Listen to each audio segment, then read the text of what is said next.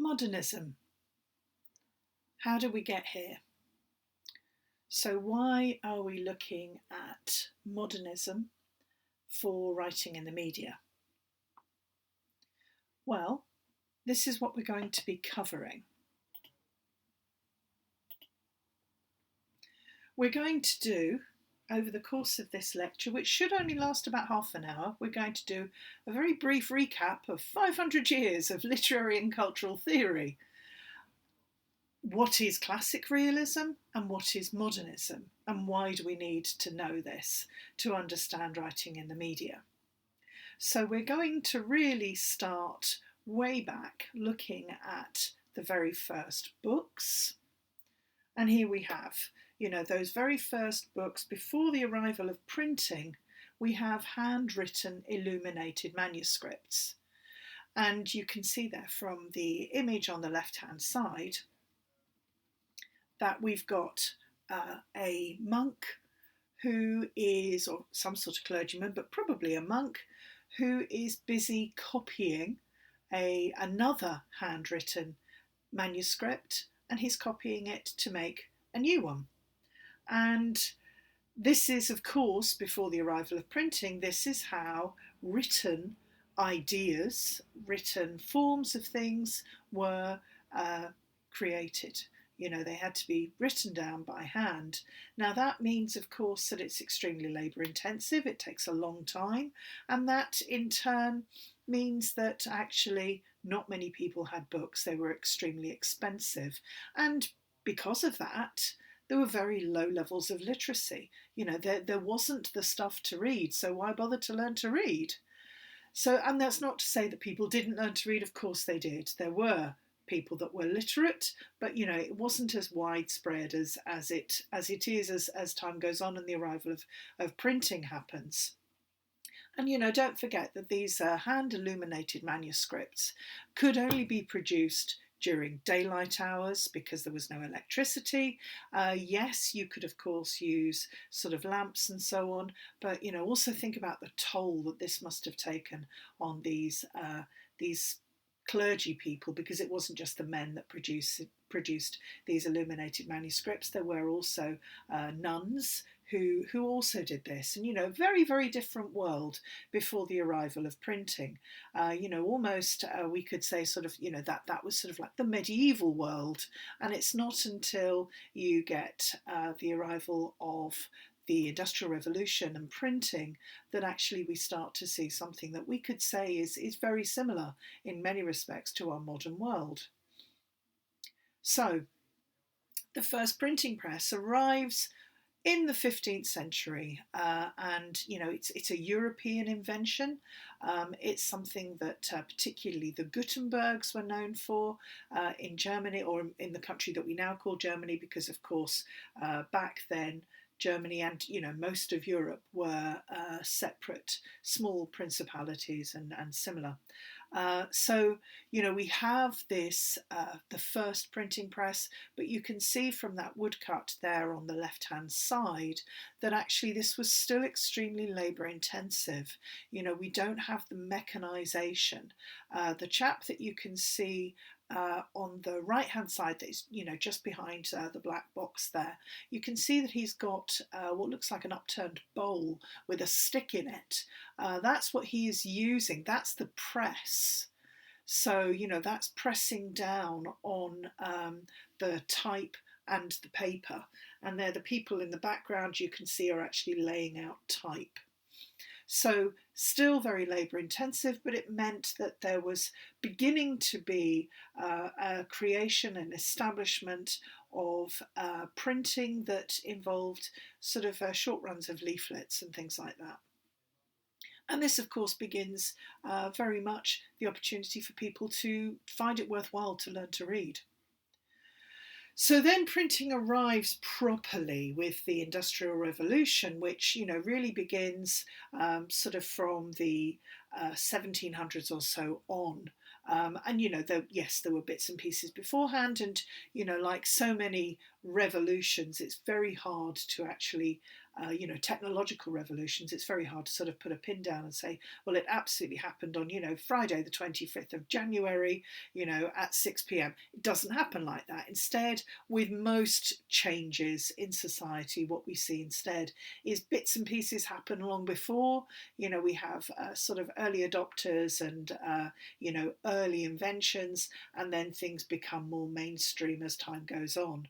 So printing, when it did arrive, very much gives us the arrival of the mass media, because the mass public can actually be reached now. And the Industrial Revolution also meant that people had the time to read. So, some of this is quite important for us to consider, simply to just be aware of our position in time and in history. So the novel begins with the Industrial Revolution. So the arrival of the seed drill is very much the thing that kicks off the Industrial Revolution, particularly in Britain. But, the Industrial Revolution that we talk about, we are very much focusing upon Western and Northern Europe. This is not something that the Industrial Revolution is not at this point widespread. There are large sections of the rest of the globe that simply didn't get this same industrial revolution in quite the same way. And there are lots and lots of different societal, historical reasons for that, which, we don't really have time to get into. But it is fascinating. If you are so inclined, do go and read up on all of this. As I say, it's fascinating stuff. Why we have paper arriving in the Far East, why glass develops in Europe, and and the Industrial Revolution, and so on. So the arrival of the seed drill in Britain meant that not as many agricultural workers were needed, and in part that was driven by the need. Necessity is the mother of invention, as that old saying goes. It was a case that Jethro Tull, who invented the seed drill, he did that to help his mother. Because there were not as many agricultural workers available, and we could put that down to the constant arrival throughout history of pandemics. So it's interesting that we are currently going through one now, but this was very much, plagues were very much a feature of the pre-modern world.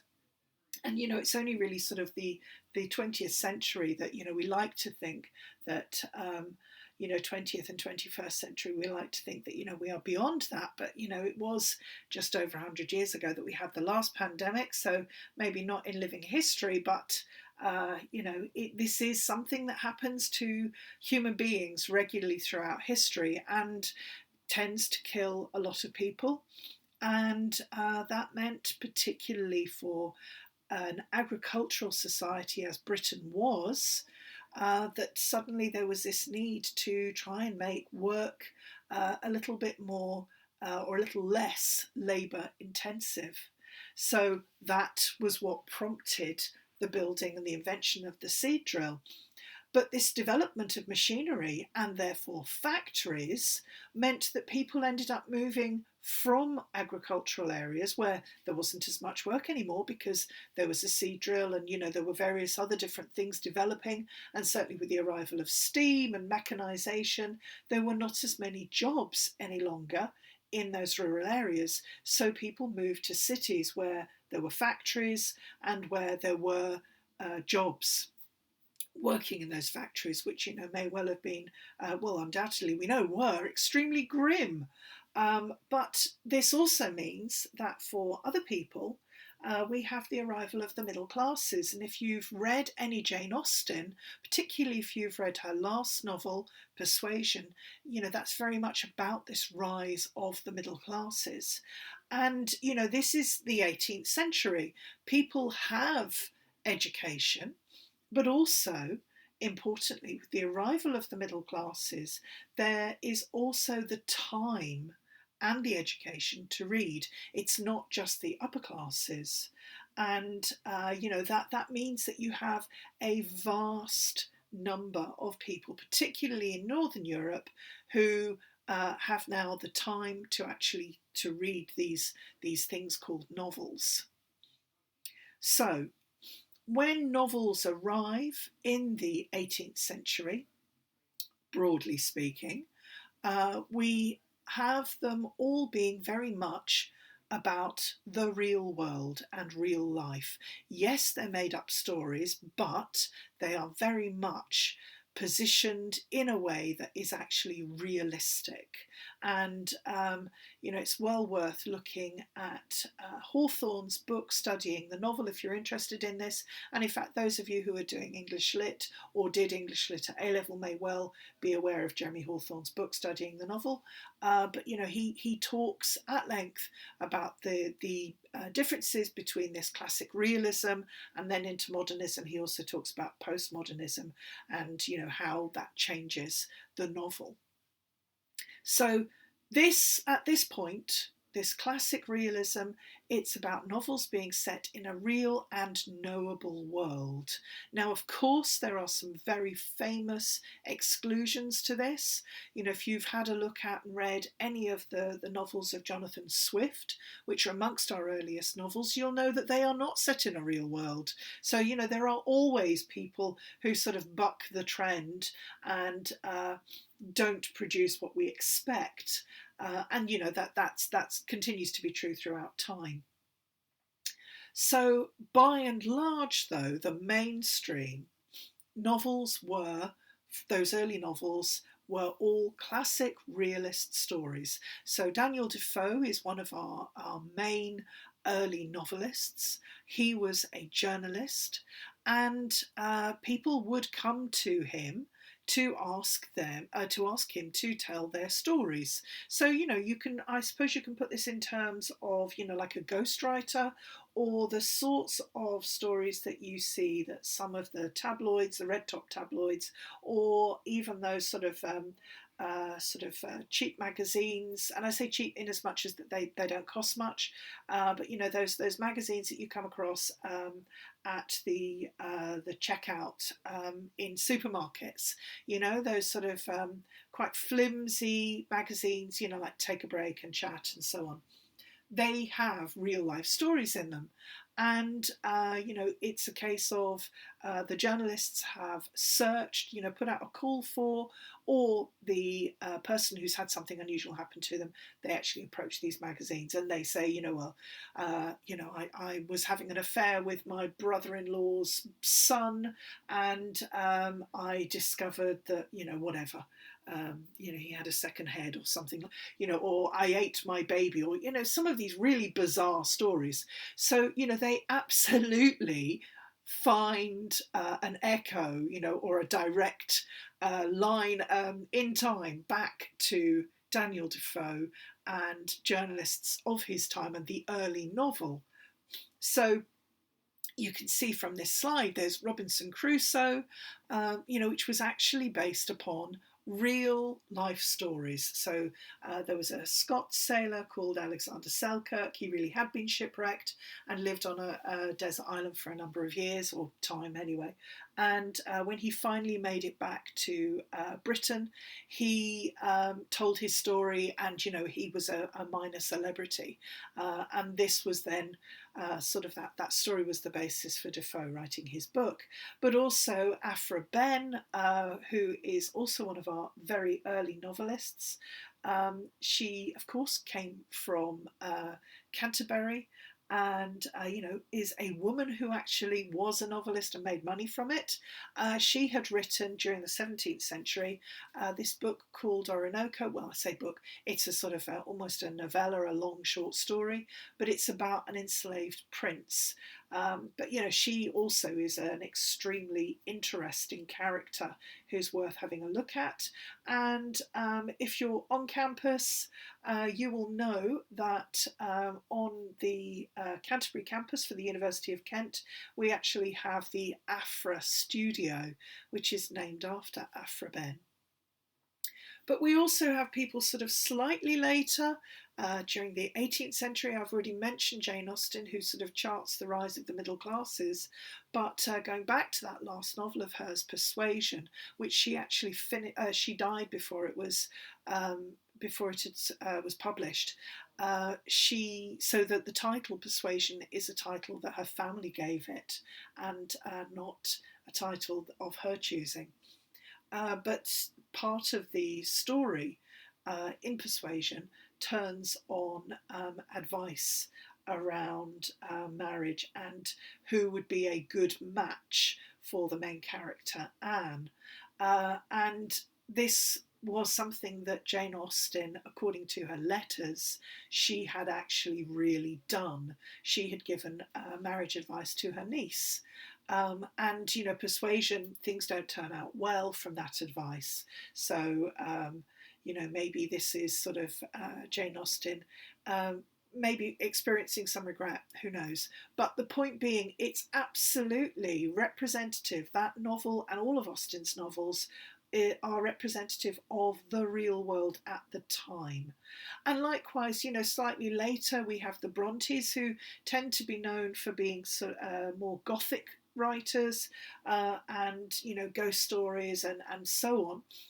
But The Tenant of Wildfell Hall by Anne Bronte is actually quite a straightforward realist story, and very common for that time, about a woman trying to support herself in a man's world, and then all the scandal that surrounds this woman, and why is she alone? She's got a child, and so on.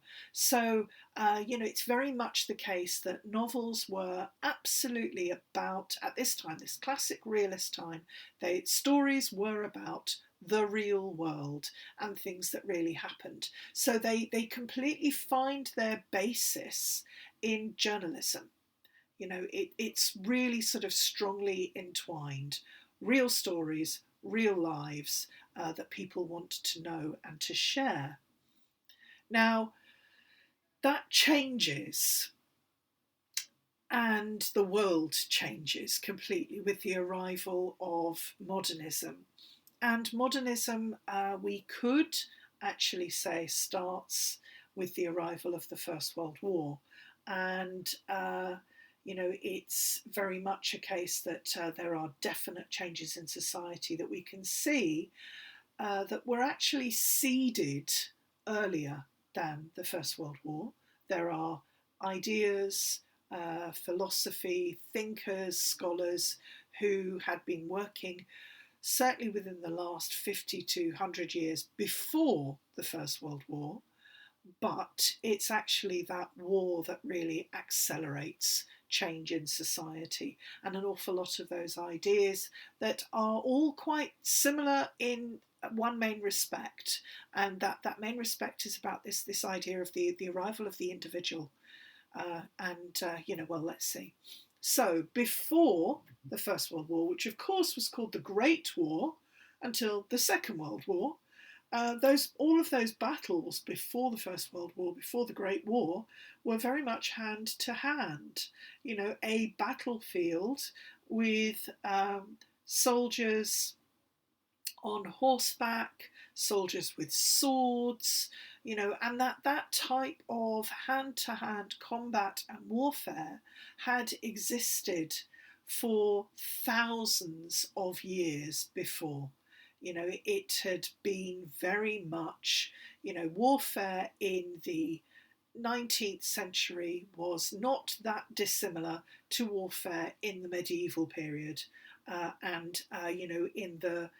the ancient periods of Greece and Rome and so on, very very similar. And the British Empire grows within this. And one of the reasons why the British Army was so effective as a sort of a war machine was because they had absolutely taken on board the rules and regulations and the methods of the ancient Roman armies.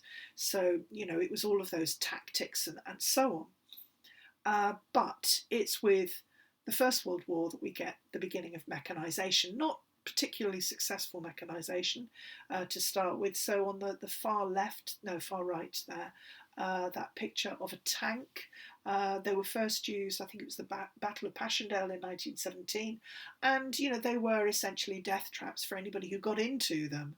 But they of course were ended up being refined, and by the Second World War they were extremely effective. And of course warfare has changed again, but for now, First World War, we see that beginnings of mechanisation, and the all of that industrial revolution being turned towards warfare.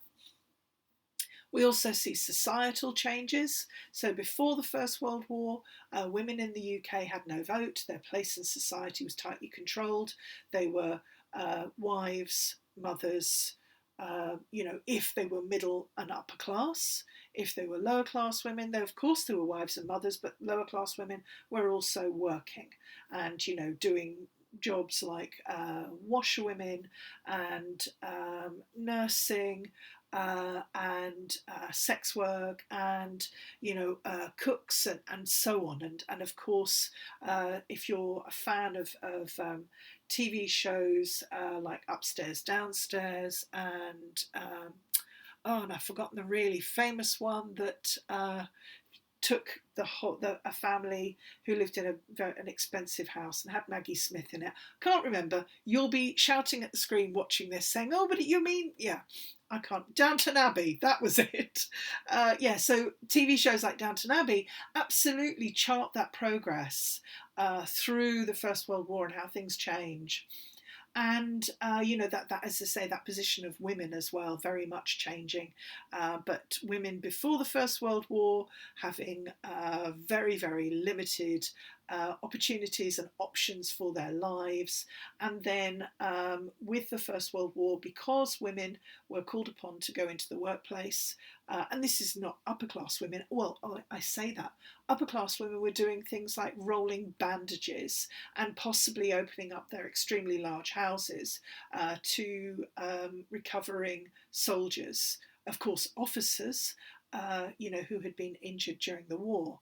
So, and middle class women were also sort of getting involved in things, and some upper class women, things like nursing. Now, nursing had, of course, been established during the Crimean War with Florence Nightingale. And again, an extremely interesting person to read about. But, of course, that was very much upper class white women. There were, of course, other women from other classes and who weren't white, so like Mary Seacole, who had originally come from the Caribbean, I think, and was also nursing during that period, during the Crimean War. So yes, it wasn't always white middle and upper class women, but of course they are the ones who tend to get the credit for it, because they have money and some power behind them. So and likewise, with the First World War itself, the pictures that we are very used to seeing of the First World War, like that one, is soldiers who are generally sort of white, a lot of them of course working class, but a mixture of classes, which is why we see the class system to some extent beginning to break down after the First World War, because rich people's sons went to war as well as poor people's sons, and they all died in the trenches. It didn't matter whether you were rich or poor, whether you were titled or not. If you were in the trenches, your chances of surviving were very low. But we are familiar with, as I say, very much seeing a white representation of that. And of course, thousands and thousands of soldiers from all across the British Empire came and fought in that war, even when their uniforms were suitable for their home country and not the harsh Northern European winters and summers. So we are beginning to get some more of those stories coming out, but that they are not still entirely the mainstream.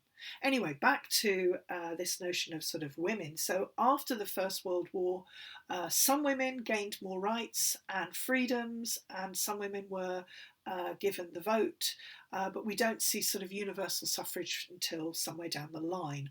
But we also have the beginning of feminism. So, in sort of this is first wave feminism, as it's called, very much as I say, a sort of Western, Northern European context. So, this is the suffragettes and the arrival of votes for women, some women, in Britain. So this whole notion of modernism, and as I've said, we're very much looking at a Northern European and particularly British context here. It's absolutely this idea of the individual and the processes inside, what it's like to be human from the inside. And that's absolutely what the modernist novel and modernist writing depicts. It's about how people think and feel. So you might be thinking, well, how is that different from classic realism? Because surely this is just being realistic. And absolutely, it's being realistic. But it's about the inside, the consciousness, how it feels to be alive, how it feels to be a woman, a man, British, or from anywhere else in the world, how it feels to be that person, rather than, as classic realism had done, focusing on the public events in the outside world, and considerably less about how people felt about things. If you think of even novels from Charles Dickens, if you think about Great Expectations, there's not a huge amount of reflection on how Pip might feel, and his experience of growing up in a fairly poor, reduced circumstances, and then going and living in London and, having a more lavish lifestyle. Not quite the same at all. But later novels do start to show us very much what's going on inside, how people feel. Now, why is it that this happened? It's absolutely these revolutionary ideas. And of course, not just the 20th century, but the 19th century was full of, and even the 18th century, was full of revolution.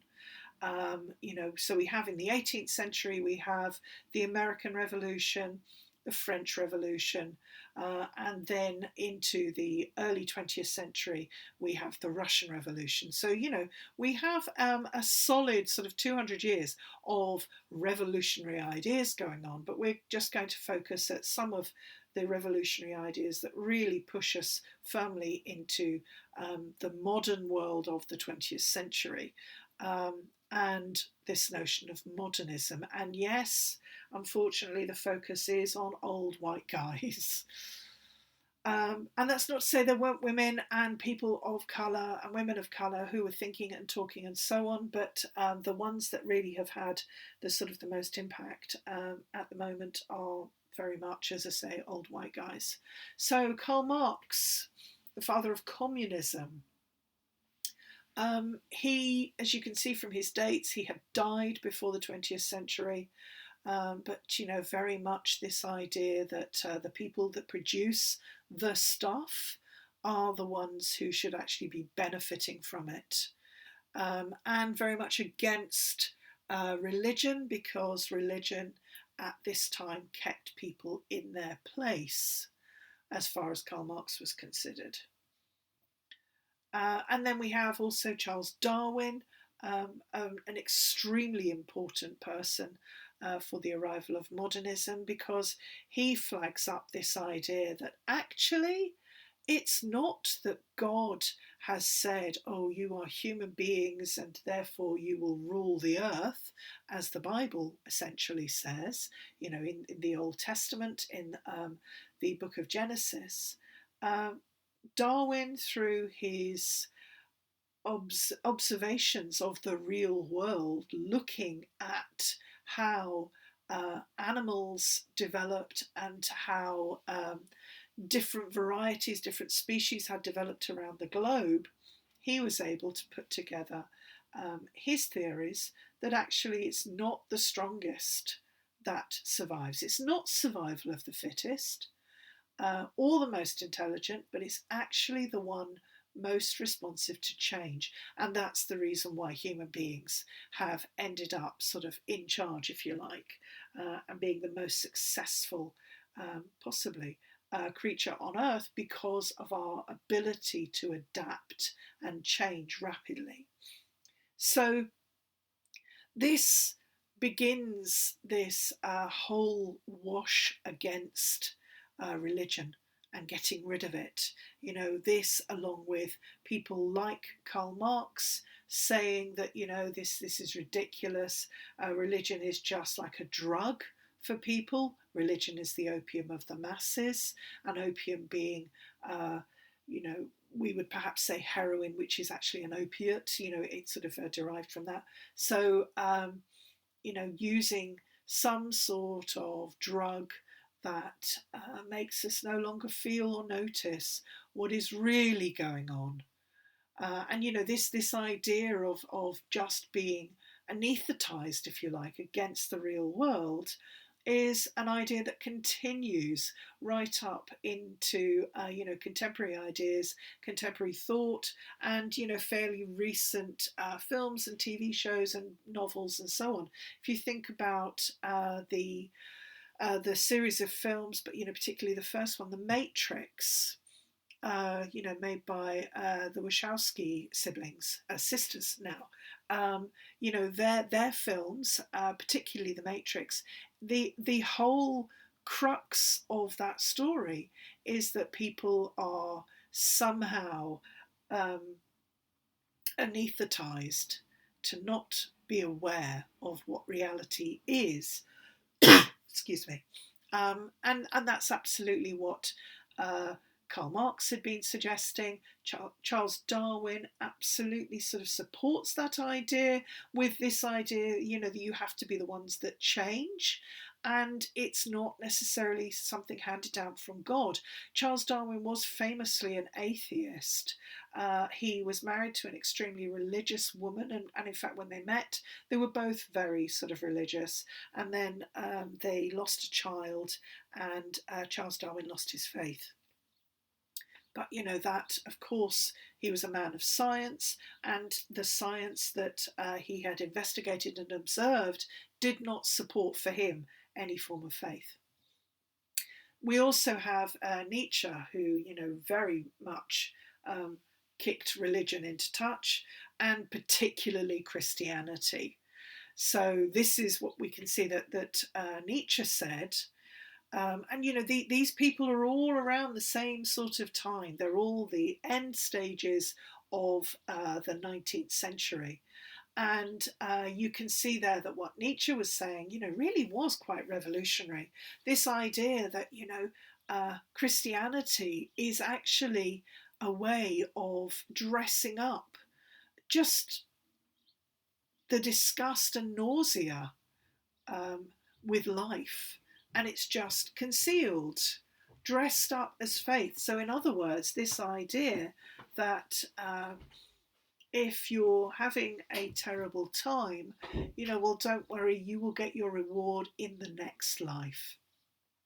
You know, you may be the worst paid, you may not be paid, you may be a slave, but you know, if you are good, if you follow the rules of Christianity, or you know, for that, in that case, for many other religions, you know, that if you follow those rules, if you are a good person by adhering to those commandments and rules, then you will actually get your reward in heaven. You will go to heaven. Whereas if you break any of those rules, if you transgress in any way, you will go to hell. You'll be cast out by society, and you will then, after you've died, you will go to hell.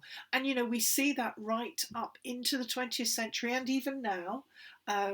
with people who transgress an awful lot of societal norms, are not allowed to be involved in various areas of Christianity. So, we see this with things like in Catholicism, priests being men and not being allowed to be married, and also that idea of celibacy.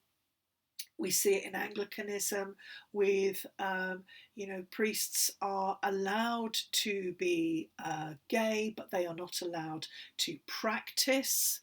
That part of their lives. So we have all of these things where people are being told, well, no, you can't be what you are. And also we see it particularly with things like women who transgressed by getting themselves pregnant, which we all know the basic biology of that. You can't do it on your own. But women who became pregnant and were not married, who then, particularly in places like Ireland and Scotland, and other places, of course, across the globe, who then had to be moved into special homes, and even in England as well. This also happened. But we, of course, know many of the terrible, terrible stories that have come out of Ireland and continue to come out of stories of babies being killed, and but that notion of being buried outside the graveyards. So all of this was being rejected by people like Nietzsche, Marx, and absolutely supported by the science of people like Charles Darwin. We then also have, sort of moving slightly into academia and literature, William James, who of course was Henry James's brother. And William James was a psychologist. He is essentially the father of modern academic psychology, and sort of helped create the first courses on this in universities. So he has this, he sort of comes out with this phrase about a stream of thought. And this is where we get this idea of a stream of consciousness and writing in that style. Now, do those of you who are doing English Lit will probably already know this, but stream of consciousness is not the way that you necessarily write something. It might be in a first draft, that you just sort of turn out your head and everything comes out, and everything is there. But to write a piece of stream of consciousness, and we have that particularly in Virginia Woolf's novel To the Lighthouse, but it's also there in other very famous novels, early modernist novels. This idea of just being inside somebody's head and that stream of thoughts, and it's something that people still produce novels and short stories with even now. It has not been written in that sort of first draft style. It's been constructed. So, writing that is published has always gone through multiple drafts, very much being constructed to make it look as if it's just somebody's thoughts. But of course it's not. But anyway, that's where it sort of comes from, is William James, and as I say, the father of psychology. So we also have the thoughts of and the theories of Sigmund Freud being very important, and of course continuing to be important even now. The ideas that we have about how the brain works, how we remember things, and if you remember the thing, well, those of you that took language in the media last year, when we looked at Bartlett and this idea of schema and schema theory, it finds an awful lot of echoes in the work of Freud. So essentially, that we lay down the patterns for doing things, the models, we put them down when we are very, very young children. And, if we have something then that perhaps is more disturbing to us, or something bad that happens, we will tend to recreate that again and again because of something, that happened, as I say, in childhood. So this absolutely finds its home with Freud. And he, of course, looks at things like dreams and, as I say, the way that our brains work, the way that we relate to the world around us. All of this goes into the mix. And of course, people writing at the beginning of the 20th century were people who knew about, these were big ideas that were floating around. And if you were a writer, the chances were at the beginning of the 20th century that you were middle or upper class, white, educated, and so on. And you had access to lots of these theories and ideas through the things that you could read, pamphlets and books and so on. So perhaps the easiest way, rather than us picking through lots and lots of texts, the easiest way to actually look at this notion of modernism is actually to see how it hits the art world. So there on the left-hand side, we have a painting by Manet, The Execution of Maximilian. And we can see that this is almost like a photograph.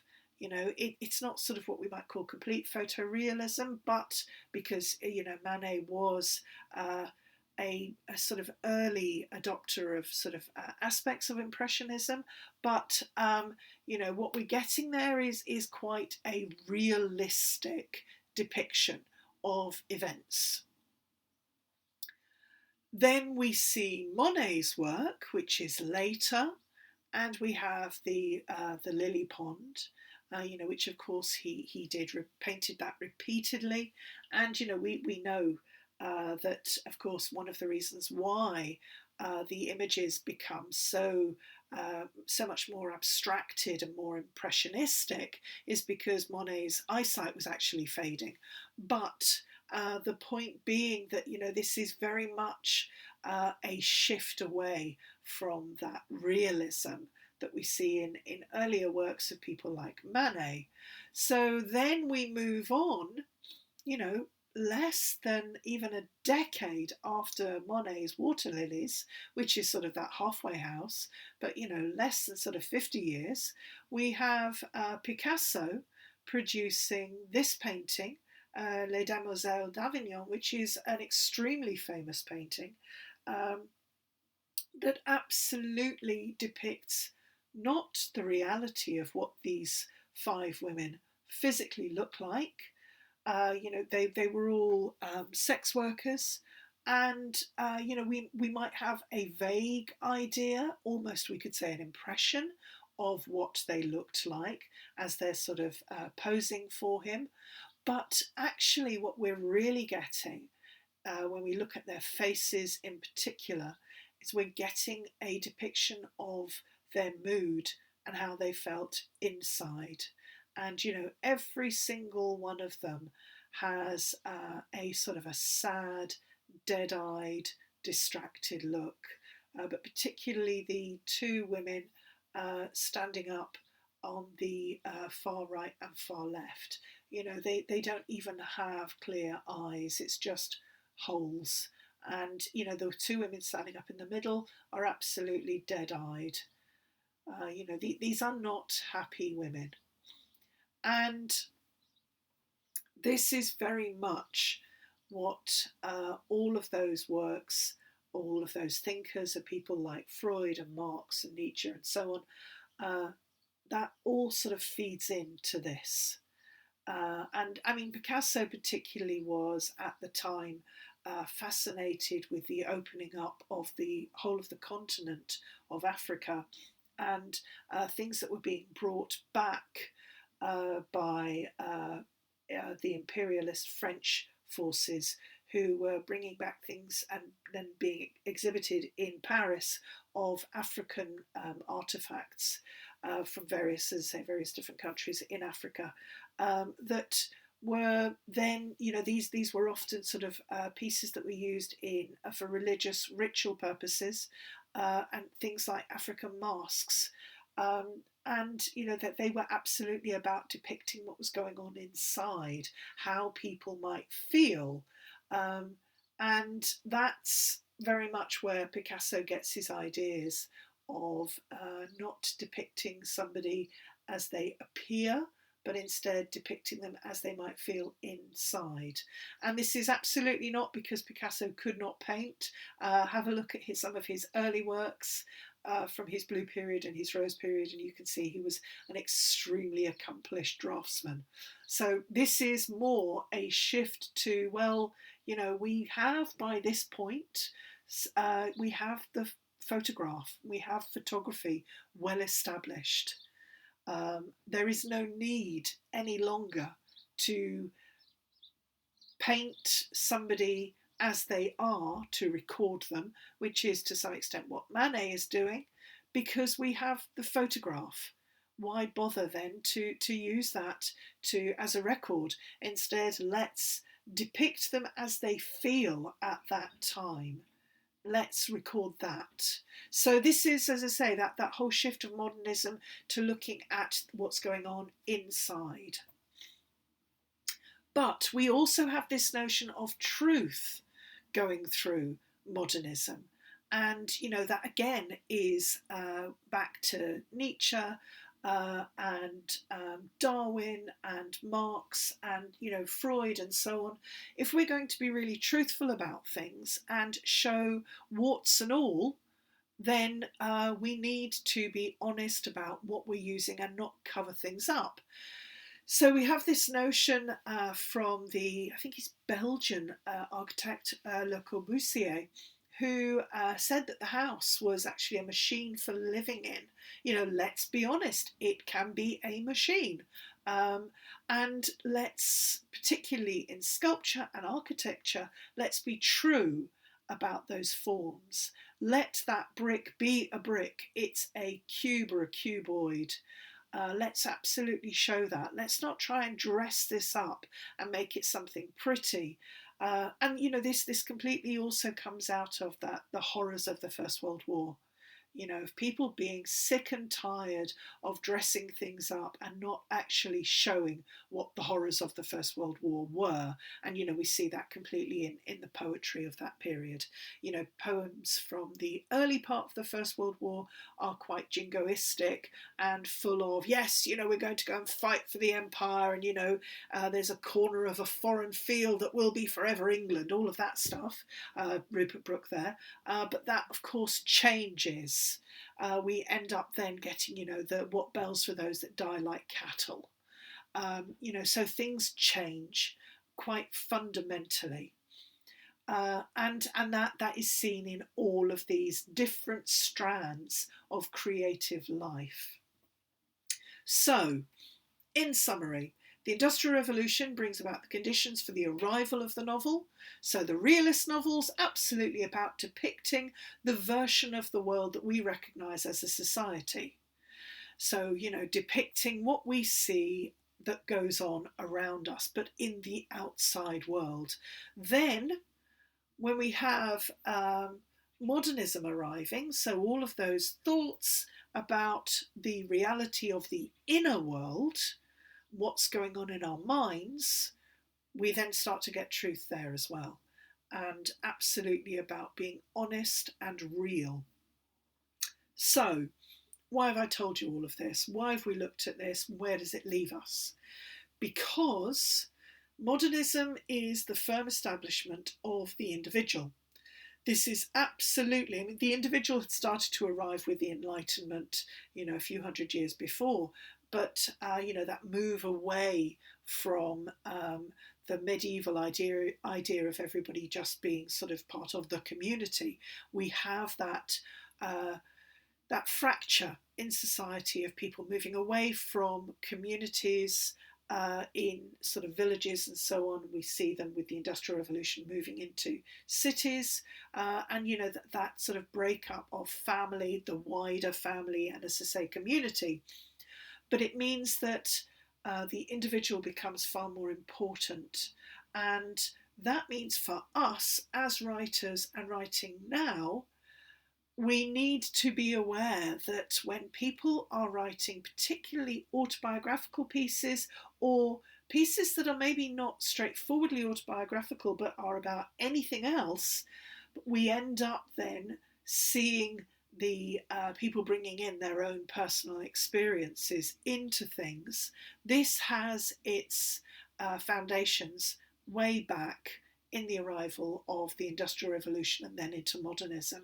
We absolutely write pieces that, whether they are how Freddie Starr ate my hamster, which was actually a headline back in the 80s, but that thing of, this happened to me, this is how I coped with, this is what, I lived through. All of those things, that establishment of the individual, I am important, all of that has been happening for a considerable amount of time, and absolutely showing warts and all and being honest. It's very much a modernist arrival. And if you're very interested in this whole notion, then absolutely I would strongly recommend that you watch the series of films that have just been released on the BBC iPlayer by the filmmaker Adam Curtis. And I think it's called, oh God, is it called something? I can't even remember what it's called. It's on the iPlayer. There's been an awful lot of coverage in the press about it. And it's about how the world has changed and how we are where we are now. Definitely worth watching, and an awful lot of what we're looking at finds echoes in what Adam Curtis has said in his film. So, definitely worth watching. So now I'm going to sort of leave that there. This is a sort of a self-contained video, but if you're interested in this idea, particularly of the individual and how that echoes and finds itself within writing, particularly with writing in the media, the next video is about writing from the self, autobiographical writing and writing from life, and how we can do that within writing within the media.